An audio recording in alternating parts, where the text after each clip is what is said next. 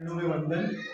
आदरणीय सम्माननीय हमारे संकुल प्राचार्य श्री गोलिया जी, मेरे परम मित्र श्री राकेश जोशी जी, गणित विषय के विद्वान श्रीमती लीला मैडम, रेणा मैडम और प्यारे बच्चों, आज हम गणित नवाचार की बात कर रहे हैं। नवाचार मतलब नव धन आचार, ऐसी कुछ युक्ति या तकनीक जिससे गणित, जिसको हम बहुत टफ सब्जेक्ट समझते हैं, बोरिंग समझते हैं, तो क्यों ना कुछ ऐसा किया जाए जिससे कि गणित भी हमें सरल लगे। तो जैसा कि देवनकर ने बताया था कि हम किस किस चीज़ों की सहायता से क्या क्या कर सकते हैं, तो सबसे पहले हम देखते हैं। देखिए, ये हमारे पासे हैं, इनका उपयोग कहाँ होता है? हमारी पढ़ाई में प्रायिकता में। प्रायिकता नाम का चैप्टर है हमारा 10th में, 9th में भी था पहले, लेकिन अभी हटा दिया गया। तो ये जो पासे हैं इनका उपयोग हमारा प्रायिकता में होता है, प्रायिकता में इसका उपयोग कर सकते हैं।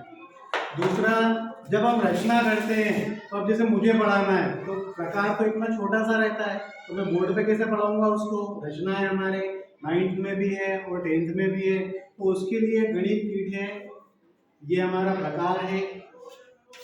ये प्रकार स्केल भी हमारी बहुत छोटी होती है, रचना में दिक्कत आती है, तो ये बड़ी स्केल है। और इससे भी बड़ी स्केल है, कभी आप देखना चाहें तो बरगोदना स्कूल आ सकते हैं, वहाँ मैथ्स लैब भी बनी हुई है। चांदा, मान लीजिए हमें कोण बनाना है, तो मैं रचना कैसे बनाऊंगा? छोटे से चांदे से। तो अगर बच्चों को समझाना है तो हम आसानी से इस चांदे की सहायता से कोण बना सकते हैं। इससे हम लंब खींच सकते हैं, रेखा को आधा कर सकते हैं। ये देखिए, इसको आप कितना भी खोल सकते हैं, ठीक है। ये प्रकार कितना बड़ा हो हम चाप कर सकते हैं।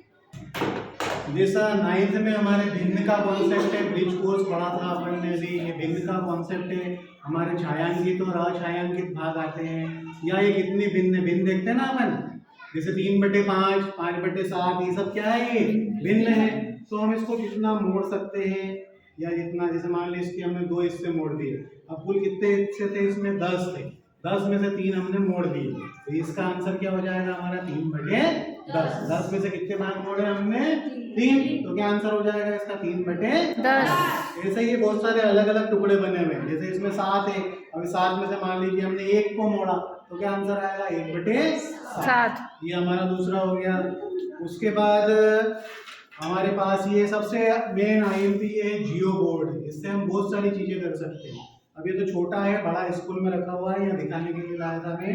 इससे हम रबड़ की सहायता से इसको कैसे भी लगाए तो हमारी गणित की कोई ना कोई आकृति जरूर बनेगी। देखिए, जैसे मैंने इसको बिना ऐसे ही लगा दिया, तो क्या बन गया? ये त्रिभुज, ठीक है।